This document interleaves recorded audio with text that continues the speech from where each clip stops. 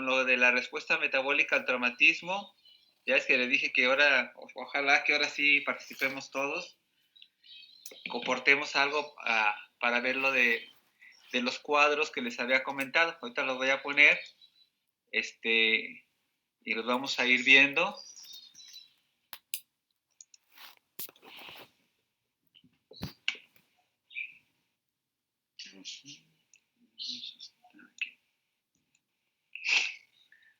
Bueno, estos son los cuadros que vamos a ir viendo, que habíamos mencionado. Déjame ver.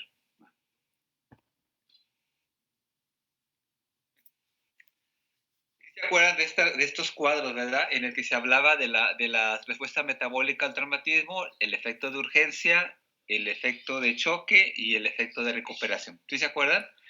Bueno, entonces aquí lo que sí me interesaría es que cada quien, o si alguien quiere ir participando, ir aportando acerca de las características. Ya su compañera ya ha mencionado algo acerca de que existe esta fase primaria, primera fase que es del estado de urgencia, y aquí vamos a encontrar tres cambios principalmente a nivel del cuerpo, a nivel circulatorio, a nivel metabólica y a nivel sanguíneo, ¿sí? Entonces, cuando nosotros vamos viendo en esta parte circulatorias, ¿quién le podría ir explicando estos cambios que ocurren principalmente en el cuerpo?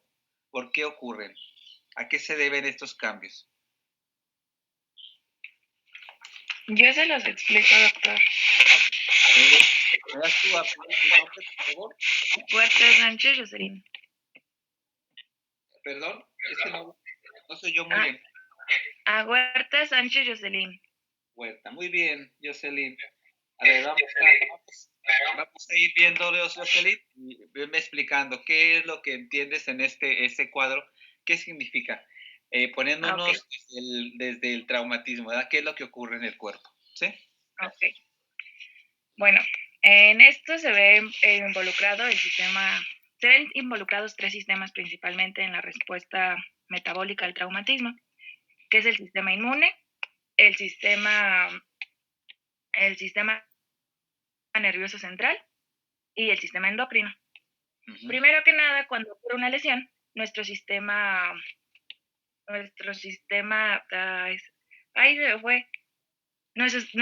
nervioso capta a través de los nociceptores la lesión o pues cualquier trauma. Entonces lo lleva al sistema nervioso de forma aferente y este da un mensaje de forma diferente. Este mensaje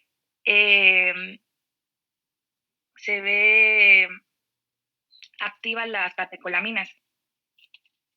Y estas catecolaminas sirven, a epinefrina. Estas sustancias pues son conocidas como vasoconstrictores. Y estos vasoconstrictores lo que van a hacer es que van a actuar sobre nuestro sistema circulatorio. Es decir, yo aquí lo veo, no sé si este ejemplo esté mal, doctor, igual si lo entendí mal, pues me puede corregir. A ver, dime. Yo lo veo como si nosotros estuviéramos bombeando aire a través pues de una bomba de aire, vaya la redundancia, y de repente llega alguien y nos apachurra la manguera. El apachurra sería como pues un vasoconstrictor. Entonces, al hacer esto, pues se reduce la luz, por lo que la presión a menor área, la presión va a ir más rápido.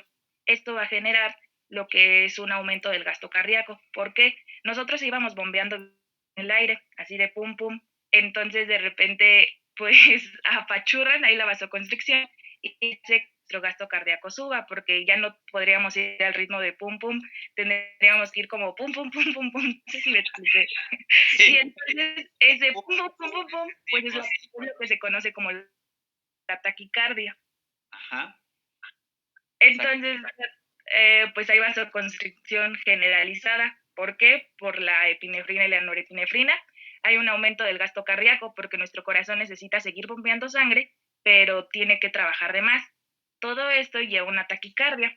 ¿Y qué es todo esto en conjunto? Pues una presión alta, una presión arterial alta, que es la hipertensión. Y por último, la contracción del vaso. El vaso pues es el órgano que participa en todo esto y participa también en la inflamación. Entonces nuestro cuerpo pues está como todo sacado de onda porque no sabe cómo está sucediendo, qué es lo que está sucediendo realmente, ¿no? Y por eso es que también hay su contracción. Eso es como yo le entendí a esta fase. Sí, no, sí está bien, está muy bien explicado, sobre todo el pum pum. Eso sí, sí, sí. No, sí, el ejemplo está muy bien.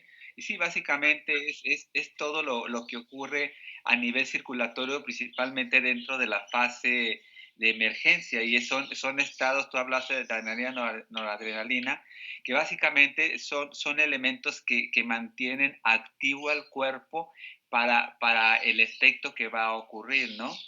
Entonces, el generarse, el aumentar como dicen, la adrenalina o la adrenalina, pues te genera alerta, te genera, ahora sí como tipo un susto, ahora sí alerta al cuerpo que va a generar un aumento principalmente de la función del corazón y esto va a generar la presión, el aumento de estar bombeando constantemente. Y haz de cuenta que esto lo podemos poner, por ejemplo, cuando hay una cortada. ¿Te acuerdas cuando hablábamos que se rompía un vaso y de repente el vaso se contraía para aumentar lo que es el proceso circulatorio a través de todo el torrente circulatorio para generar la compensación en donde se está perdiendo sangre, el tejido no pueda sufrir ningún problema, principalmente de necrosis, ¿sí? Y todos estos elementos son elementos compensatorios, ¿no? Que es donde el cuerpo está activo y está esperando a que regrese alguien para que le ayude principalmente a generar una estabilidad en todos estos cambios a través principalmente del efecto de como una respuesta ante la agresión que se está suscitando dentro de la persona. Entonces, en esta parte circulatoria, pues sí, son elementos sobre todo compensatorios que generan el proceso de aumentar lo que es la presión arterial. Y claro que sabemos muy bien que ese aumento de la presión arterial, si tú dices, aumenta la presión arterial, entonces este paciente es propenso a que se desarrolle un accidente cerebrovascular. Pues fíjate, no, a veces esto no ocurre, sobre todo porque si está aumentada la presión y hay una parte donde se está desangrando uno, entonces la presión automáticamente no se va a ir al cerebro como dicen, a perder el tiempo, sino más bien la circulación mayor está todo a nivel, como hay una fuga, pues automáticamente la circulación está yendo hacia donde está la fuga. Si estuviera cerrada esa fuga, ¿qué es lo que pasaría? Tronaría todos los vasos del cuerpo, ¿no? Y sobre todo a nivel cerebral. Y desarrollaría principalmente un problema de un accidente cerebrovascular, ¿sí? Entonces, esas son las características que ocurren a nivel principalmente de lo que es en esta parte circulatoria. Muy bien, Jocelyn, muy bien tu explicación. No sé si alguien tenga alguna duda con respecto a esta parte circulatoria sobre los trastornos que ocurren a nivel de esta parte. Está muy claro. Doctor, Sí, dime. entonces esto es como, estaría como en una primera fase o es ya desglosadas todas las fases. No, esta es la primera fase. Estamos hablando de la primera fase de urgencia. Y ya ves los sistemas nerviosos aferentes y eferentes, la reacción que genera cada primeros elementos de generar una reacción, una activación de que algo está ocurriendo en el cuerpo, ¿no? Y el cuerpo automáticamente a nivel circulatorio en esta primera fase, ¿qué es lo que hace? Aumentar su frecuencia, aumentar su presión arterial para que el proceso, ahora sí, para que el tejido que está siendo dañado no se genere muerte, sino que esté llegando grandes concentraciones principalmente de sangre a través del tejido para evitar que se llegue a morir. Entonces, esta es una primera fase como de alerta, que de emergencia, en la que se está compensando el cuerpo para que reciba una ayuda. ¿Cuál es la primera ayuda que llega en esto? Pues, o sea, si tú ves una cortada, ¿qué es lo que haces? ¡Pum! Te presionas luego, ¿no? Entonces, tú estás presionando para generar que se siga perdiendo la sangre, ¿sí? Entonces, esa presión te está generando mantener el proceso circulatorio y que el proceso, ahora sí, toda nuestra cascada de la coagulación empiece a funcionar para que esta parte que estamos nosotros presionando forme un tapón plaquetario y evita seguir perdiendo las grandes concentraciones principalmente de sangre. No sé si te ha tocado de repente ver películas o de repente hemos estado presentes en algún accidente en el que alguien está desangrando y lo primero que hace la gente es presionar o poner ahora sí, amarrar un trapo o algo sobre la zona de la herida para presionar el tejido y evitar que se siga desangrando el paciente, para detener ese sangrado mientras llega la ayuda para poder taponear y evitar que siga generando la pérdida principalmente de sangre. Entonces, esta primera fase circulatoria es el primer efecto o la primera reacción. Y acuérdate, nos mencionaba la vasoconstricción derivada de adrenalina, noradrenalina, inclusive la endotelina. ¿Se acuerdan de la proteína, la endotelina? Que cuando hay una cortadura, la endotelina genera luego la vasoconstricción aunada con todo lo que nos mencionó su compañera, ¿no? Genera una disminución del calibre del vaso y automáticamente aumenta lo que es el proceso circulatorio. Pero esta primero, ahorita que vayamos avanzando, vamos a ir viendo que dentro de cada una de las fases de urgencia, la fase del choque y la fase de recuperación, vamos a ver diferentes cambios que van a ir ocurriendo. Ahorita lo primero, si te fijas, es aumentar la frecuencia cardíaca, aumentar la circulación, de contracción del vaso para que nos ayude principalmente a no que se pierda grandes concentraciones de células importantes que pueden ser ocupadas en el cuerpo y que estén circulando en el número, el tamaño en una forma normal, ¿sí? Porque ahorita se requiere, ahora sí, sanar y ahora sí evitar que se pierdan grandes concentraciones principalmente de sangre. Es un proceso principalmente ahora sí, de compensación, ¿sí? No sé si se entendió esto.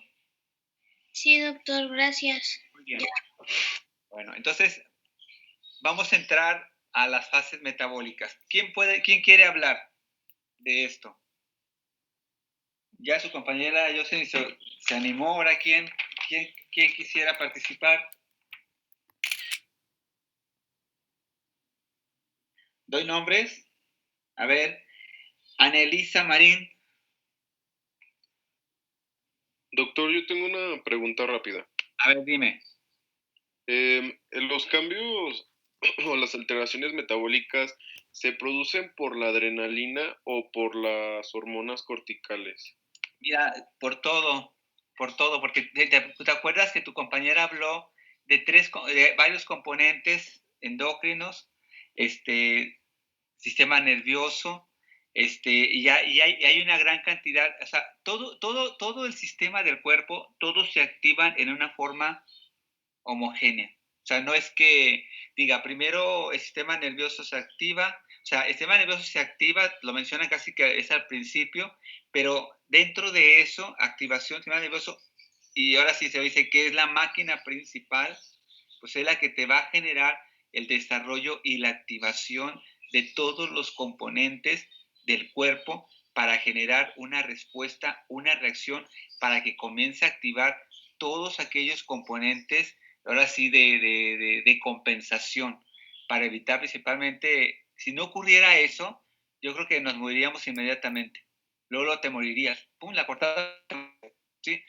Era todo este proceso de activación. O sea, aquí se activan todos los sistemas de corticosteroides, de glucosa, de circulatorios, proteínas, todo se activa, todo está activo, todo está alerta, ¿no? Está alerta porque tienen que generar un proceso como de alarma, decir, algo está pasando y hay que evitar que te genere un daño irreversible. O sea, en esta fase de urgencia es como un paso muy importante que se deriva en el que tienes que recibir una atención inmediata.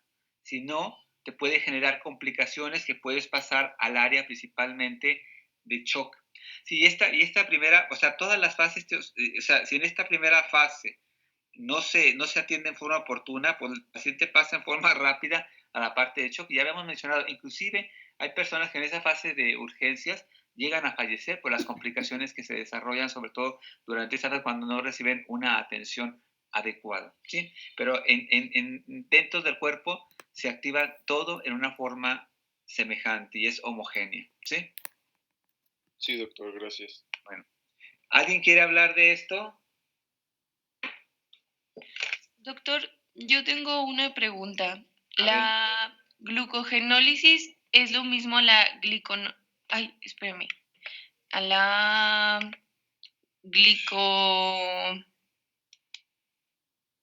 la glicogenólisis hepática? Ajá, sí. Tienes ahí tu teléfono y busca qué es glucogenólisis. Busca la definición y nos la dices, por favor. A ver si la encuentras ahí. ¿Qué significa?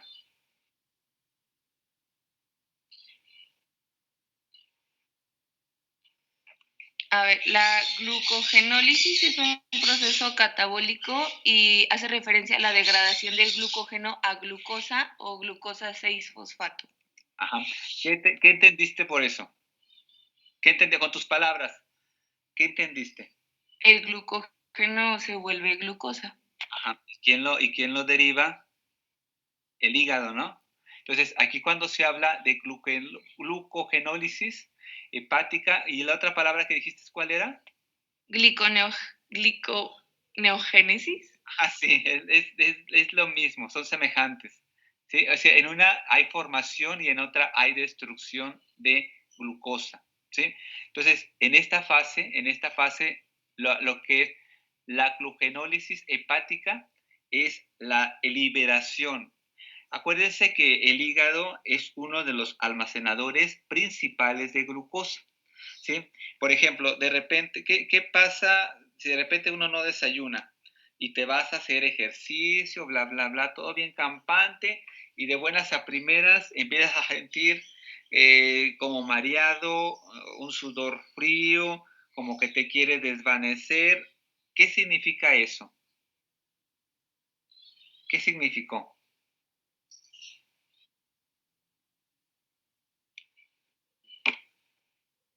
Si no va, o de repente, no sé, a ustedes les ha pasado que de repente están en la escuela, no desayunaron y por X circunstancias no cenaron, se durmieron temprano, se levantaron tarde, no desayunaron y se fueron, a lo mejor dice, vamos a tener educación física y empezamos a hacer ejercicio, bla, bla, bla, y de repente sudor frío, mareado, te desvaneces y en ocasiones puedes hasta desmayarte. ¿Qué es indicativo de eso? ¿Qué pasó en esta persona? ¿Hubo una hipoglucemia? Una hipoglucemia. Y si te fijas, aparte de, sobre todo, el proceso del hígado para desarrollar lo que es la glucogenólisis, lo que pasó es que el hígado, cuando empieza a ver que no hay glucosa en el cuerpo, él comienza a sacar su glucosa, comienza a metabolizar el glucógeno que tiene él almacenado, lo libera y lo transforma en glucosa.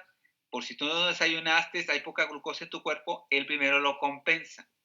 Pero la cantidad de glucosa que él te da, automáticamente, pues tú te la vas a empezar a absorber durante el ejercicio.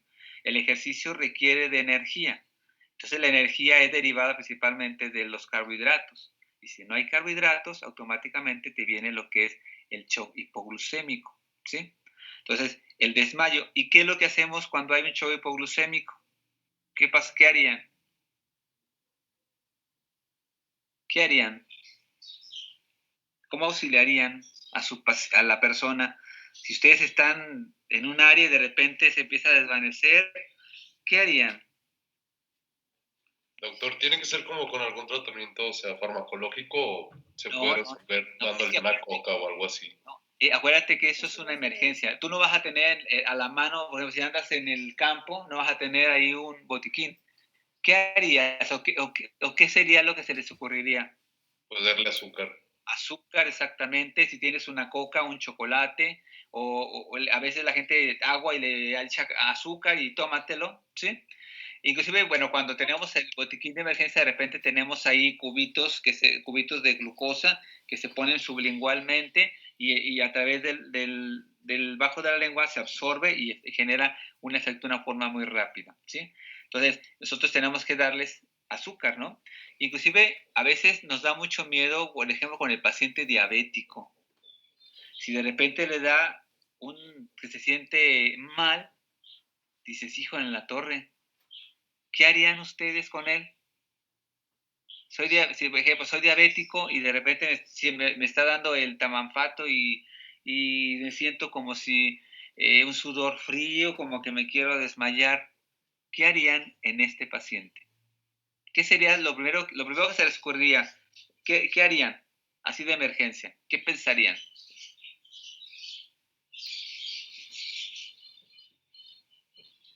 ¿En un paciente diabético? Ajá, que de repente se empieza a sentir como mal y te dice, ay, me siento como mareado, estoy sintiendo como una sensación de frío, como un sudor frío, y empiezan a verlo pálido, pálido, y que se puede desmayar. ¿Cómo lo manejarían? Porque esa es una pregunta que todo el mundo nos da miedo, ¿no?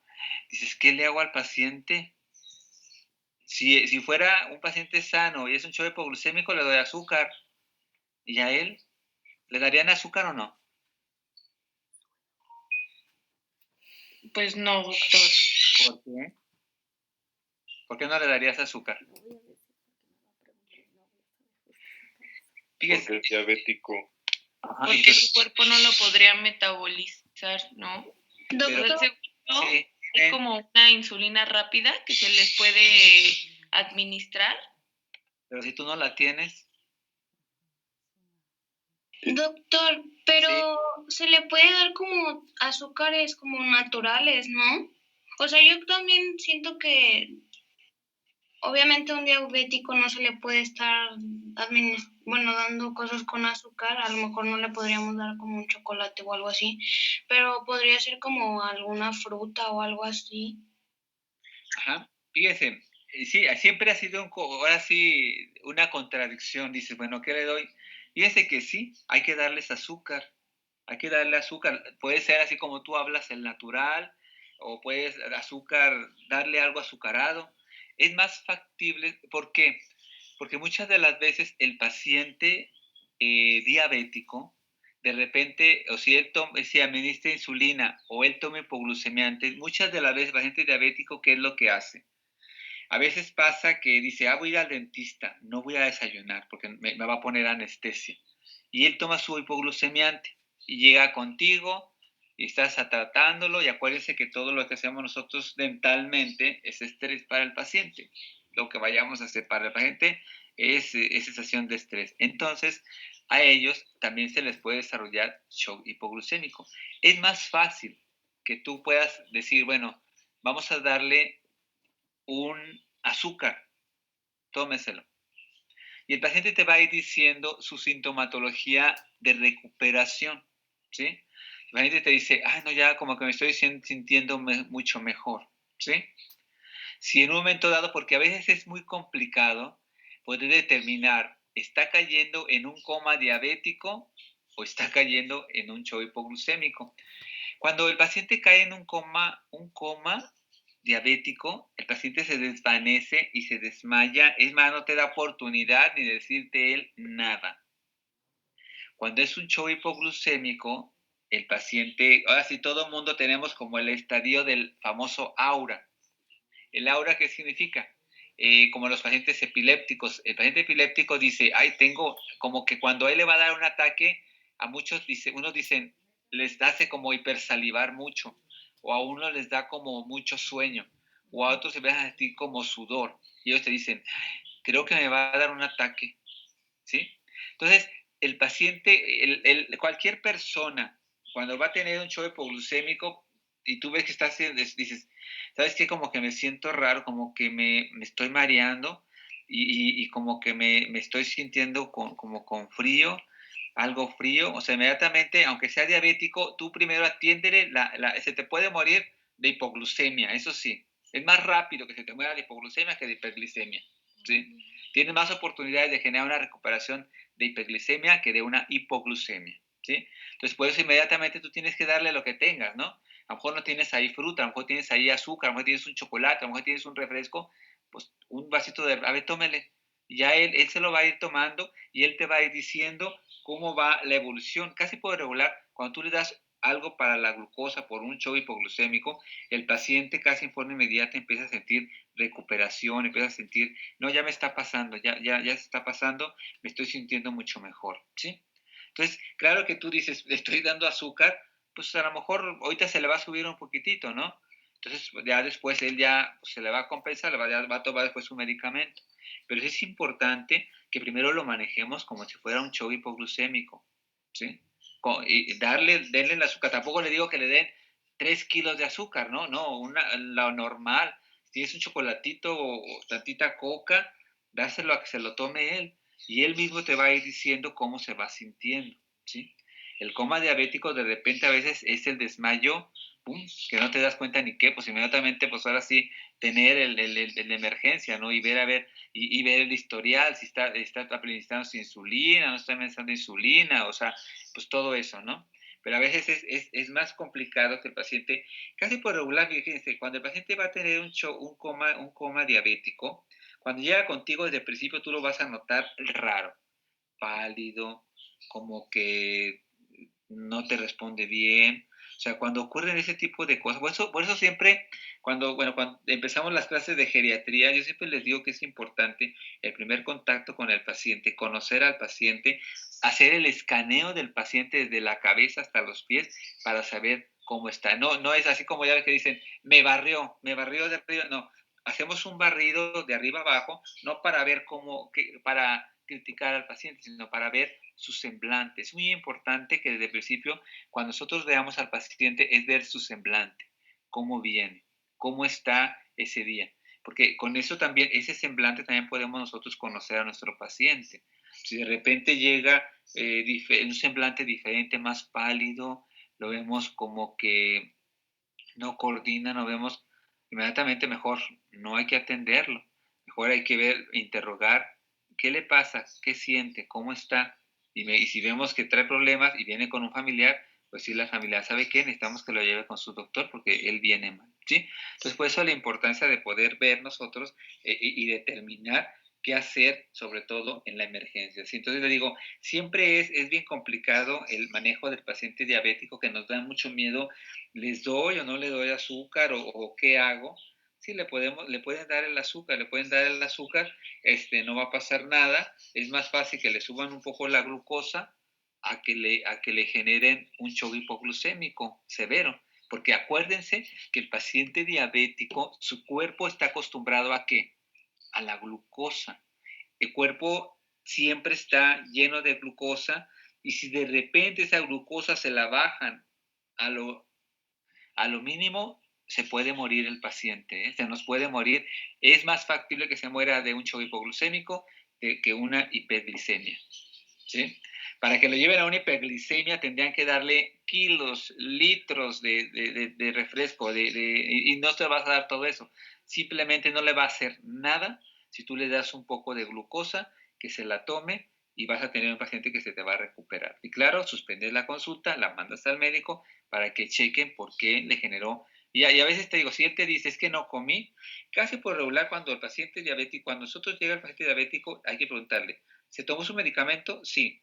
¿Ingirió alimentos? Sí. Si dice, sí tomé el medicamento y no ingerí alimentos, entonces dices, no, vamos a darle algo de glucosa porque si no se nos va a desmayar. Y ahí también tú puedes darle algo que tengas ahí azucarado. A ver, tomes eso. Les digo, es poca cantidad, tampoco es darle un buffet, es darle algo, o si no, ¿sabe qué? O si gusta, vaya, desayune, ingiera algo de desayunar y luego regrese con nosotros para poder darle la atención. Entonces, por eso la importancia de poder determinar, ¿sí? Entonces, saber cuándo sí y cuándo no hay que darle glucosa a nuestros pacientes, ¿sí? Entonces, viendo esta parte metabólica, ahora sí, ya que vimos a grandes rasgos, ¿quién me puede hablar sobre esto? Sobre en el metabolismo. ¿Quién lo puede explicar? ¿Alguien lo quiere explicar?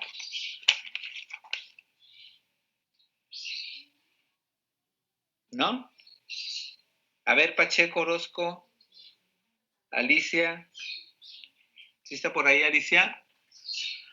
No tengan miedo, no pasa nada. O sea, si nos equivocamos, salimos adelante. El chiste es que participemos, aunque digan, ay, no, pues yo creo que es esto. Nadie nos vamos a burlar, todos vamos a aprender de todos, ¿no? Aquí el chiste es que se animen, digan, yo lo voy a explicar, yo creo que es esto por esto. O sea, no importa que se equivoquen, el chiste es participar y sacar adelante lo que es de este cuadro, el chiste es que lo vayamos entendiendo. ¿Alguien se anima o no?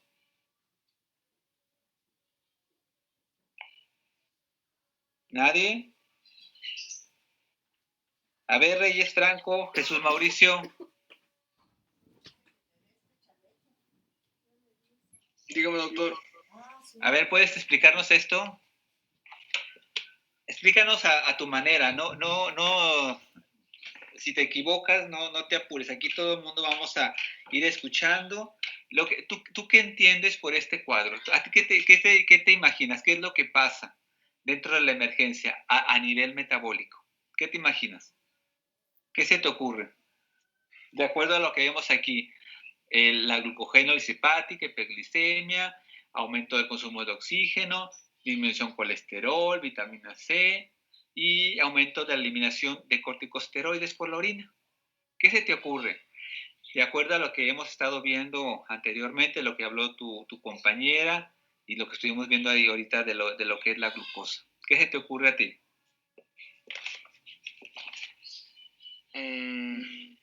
Lo que se te ocurra, Mauricio, ¿qué piensas tú de esto? ¿Por qué crees que hay degradación o liberación de glucosa a través del hígado? ¿Para qué sirve? ¿Por qué se está liberando? Acuérdate que estamos en un estado de emergencia. Hay un accidente, vamos a poner, hay una cortadura masiva en una pierna por un accidente automovilístico y el paciente se está desangrando. ¿Por qué el cuerpo responde en la cuestión metabólica con estos elementos? ¿Tú por qué se te ocurre? ¿Por qué crees? ¿Por qué pasa todo esto? ¿Por qué la glucosa? ¿Por qué el oxígeno? ¿Por qué dice que baja el colesterol? ¿Por qué aumentan los corticosteroides? ¿Por qué crees? Bueno, ay, doctor. Todo lo que se te ocurra, ¿no? Así lo que crea, lo que tú pienses. ¿Qué crees? ¿Cómo ni te voy a hacer nada, ni te voy a reprobar, ni nada? Simplemente hay que participar y ya, nomás. ¿Qué se te ocurre? ¿A ti qué se te ocurre? ¿Qué es lo nuevo que se te ocurre al ver este cuadro? Pues es una serie, o sea, es una serie de, pues, así de que mecanismos que el cuerpo hace mediante, pues no sé si hormonas, para poder combatir las infecciones que puedan llegar al cuerpo. Ajá. Pero ¿por qué crees que hay glucosa? ¿Por qué el hígado tiene que estar ahí? ¿Por qué se hace hiperglicémico uno? ¿Por qué crees que haya todo eso, Mauricio? Bueno, primeramente, pues, la glucosa, creo que pues... ¿Cuál sería la función de la glucosa, Mauricio? ¿Tú qué piensas, lo que te ocurra? ¿Qué crees que sea? Ahorita estuvimos hablando de hiperglicemias, hipoglucemias, pero aquí... Pues o sea, para energía, ¿no? O sea, para desgastar energía en esa acción. Exactamente. Exactamente. O sea, esa energía, ¿para qué sirve? El cuerpo requiere de fortaleza, requiere de resistencia. Aquí, por ejemplo, cuando uno va al ejercicio, pues hay liberación de glucosa para que el músculo resista todos los efectos que estamos haciendo durante el ejercicio, ¿no? Entonces, aquí no hay ejercicio, aquí hay un accidente. Entonces, el cuerpo necesita tener energía para soportar todo lo que está viniendo. Tú ya hablaste sobre bacterias. El cuerpo está contaminado por bacterias porque hay una cortada. Al abrirse, hay una cortada y automáticamente entran bacterias. El cuerpo tiene que tener energía, tiene que activar todos los elementos y soportar lo que está pasando, ¿no? Entonces, te digas aquí, el paciente, si tú le das una prueba, dices, ay, es diabético, ¿verdad? Pero no es diabético, simplemente es que está liberándose todas las concentraciones, principalmente de azúcar, para generar energía, que el cuerpo aguante todo lo que está ocurriendo, ¿sí? Sí. Entonces, ¿ves? ¿Por qué tenías miedo, Mauricio, de eso? No, pues pensé que me iba a equivocar, doctor. No, está bien. Y, a ver, muy bien, Mauricio. Moisés.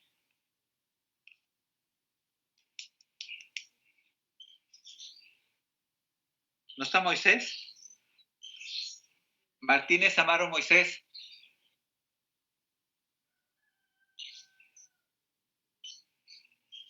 ¿Ya se fue Moisés?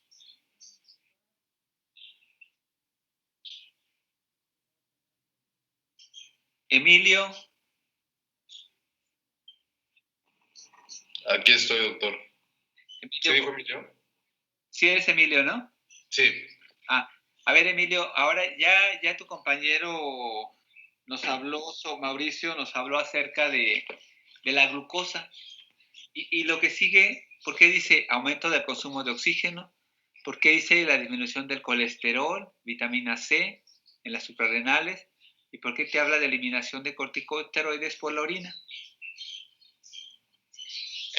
Bueno, los corticosteroides son hormonas, ¿no? Que realizan como ciertas acciones. Entonces yo creo que para que no haya tanta, ¿cómo se puede decir? Para hacer como el proceso, o sea, que el cuerpo se enfoque más en controlar esa emergencia, yo creo que se eliminan las hormonas, ¿no? O sea, bueno, cierto tipo de hormonas que pueden como impedir el proceso de reparación, por decirlo así.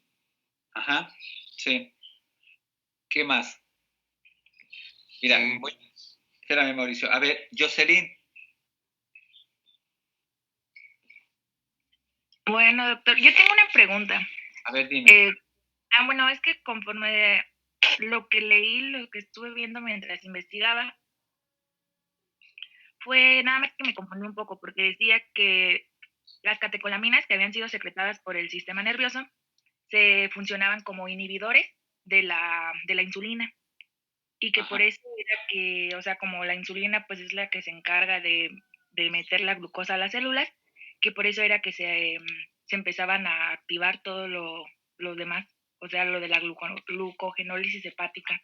Entonces, pero no sé, como que me confundí, ¿sí es eso? No, sí, aquí lo que hace es que, haz de cuenta que lo que hacen, la insulina participa, pero haz de cuenta como que le bajan la intensidad, porque cuando sale la insulina, pues tiene que llevar todo el proceso de llevar la energía hacia todos los tejidos y la distribuir de una forma muy rápida, pero también se requiere de que haya glucosa como de reserva para que no se elimine toda en un proceso principalmente tan rápido, por lo que está pasando, ¿sí? Entonces, por eso es que habla de que la insulina, o sea, como que cohíbe, como que disminuye su efectividad, ¿sí? No a su totalidad, sino más bien disminuye la distribución, ayuda a la distribución de energía a los tejidos, pero no de una forma tan rápida como debe de ser, ¿no? O sea, que tiene que haber un equilibrio en las concentraciones de glucosa en el cuerpo, porque el cuerpo tiene que tener energía para soportar lo que viene, ¿no? Si la insulina participara de una forma activa como normal, se llevaría todo, ¿no? O si no, ¿sabes qué pasaría? Se agotarían las células beta, porque aquí las células betas empiezan a funcionar. Dicen, hay mucha glucosa. Empieza a funcionar, que va a llegar un momento en que se van a atrofiar y se van a alterar. Y estamos en un estado de emergencia. No estamos en un estado de choque, que ya en el choque ya puede haber otro efecto, otra reacción, otra respuesta, ¿sí? Entonces, por eso es que aquí el cuerpo desactiva o disminuye la función de ciertas partes del cuerpo o de ciertos órganos para que no desarrolle descompensaciones bruscas, ¿sí? Entonces, yo quería que repitieras algo que mencionaste. ¿Quiénes, ya ves que hablaste sobre los eferentes y aferentes? Dime nuevamente qué otros elementos participaban. Tú mencionaste al principio. Dímelo, ¿no? Por favor. Los sistemas que participan. Ajá. Pues es primeramente el sistema nervioso central, el sistema inmune y el sistema endocrino. Y como que los tres se van derivando uno del otro. Y a nivel endocrino, ¿qué es lo que pasaba? ¿Qué liberaba? Sí mencionaste algo, ¿no? A nivel endocrino. Sí mencionaste algo que se liberaban grandes concentraciones, principalmente de qué? De corticosteroides, ¿no? Sí mencionaste algo de eso, ¿no? A nivel del endocrino. Pues no es lo de el factor de necrosis tumoral y las interleucinas. Ajá. Y aparte de eso, esos generan la activación principalmente de grandes concentraciones, principalmente de corticosteroides, cortisol y todos esos elementos se derivan principalmente que como un estado de alerta al cuerpo, ¿no? Entonces, todas estas concentraciones excesivas, como los corticosteroides, el cortisol, básicamente tienen que empezar a tener un efecto de actividad para que mantengan al cuerpo activo y puedan generar principalmente una respuesta en una forma principalmente satisfactoria, ¿sí? Entonces, por eso la importancia, por eso es que encontramos grandes concentraciones principalmente de corticosteroides en la orina, porque hay un exceso de corticosteroides, pero estos no se pueden quedar dentro del cuerpo, porque también generaría muchas complicaciones o muchos problemas. Automáticamente, pues van a tener que ser eliminados principalmente a través de la orina. Mientras llega ya cuando empieza a ver la compensación, pues las suprarrenales van a tender principalmente a disminuir la secreción de todo este tipo principalmente de corticosteroides, ¿no? Entonces son efectos principalmente, inclusive por el efecto inflamatorio que se está desarrollando en una forma principalmente generalizada, ¿no? Entonces por eso es que nosotros encontramos este tipo de concentraciones, este tipo principalmente de células a través de la orina, ¿sí? Y otra de las cosas, se habla sobre el consumo de oxígeno. O sea, eso lo podemos entender. ¿Por qué el consumo de oxígeno? Pues es que el tejido que está siendo dañado, los tejidos se están perdiendo, o sea, automáticamente a través de la sangre van a estar absorbiendo, necesitan principalmente oxigenarse para que no generen problemas de daños o que no vaya a haber una buena perfusión tisular o una buena distribución de nutrientes a través del tejido. Entonces, por eso aquí los tejidos aumentan, su oxigenación aumenta para poder soportar todo lo que está pasando, ¿no? Cuando se habla del colesterol, se habla principalmente que también las concentraciones del colesterol, hablando del colesterol malo, ¿sí? Entonces, aquí de repente el colesterol, ¿para qué sirve el colesterol? Ya ven que hay un colesterol bueno y un colesterol malo. ¿Cuál es el colesterol malo? ¿Quién me podría decir? Las grasas saturadas. Las grasas saturadas. ¿Y el colesterol bueno, para qué sirve? Bueno, sirve para la síntesis de muchísimas hormonas, ¿no? Y también componentes importantes para el correcto funcionamiento del cuerpo. Ajá. Exactamente, Emilio, sí. Entonces, por eso es bien importante, aquí sobre todo hay una compensación y sobre todo disminuye principalmente las concentraciones del colesterol, sobre todo para evitar principalmente un problema de infarto, un infarto prematuro, ¿sí?